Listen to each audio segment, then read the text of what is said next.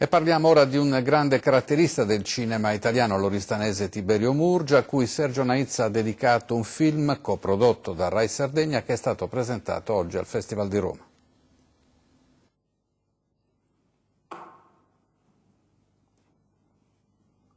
Questo sguardo, questi occhi che aveva, queste sopracciglia, e questa presenza che aveva.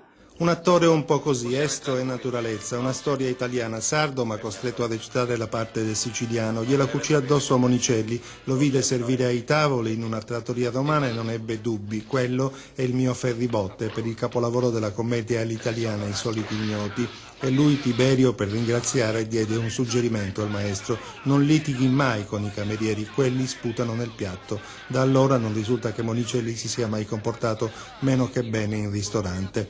Ed ecco ora L'insolito ignoto, vita acrobatica di Tiberio Murgia, un film che Sergio Naiz ha costruito con il protagonista, restituendo con forza ed eleganza la figura di un geniale caratterista, geloso, pasticcione e falso, tombeur de femme di secondo livello, in fondo come Casanova, ma anche galante, rispettoso, timido.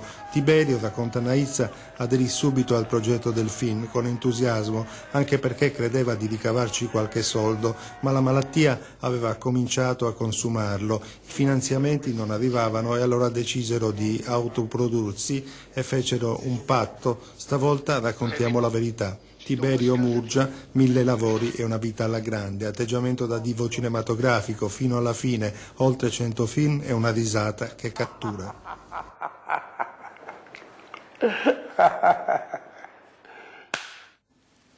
Viaggio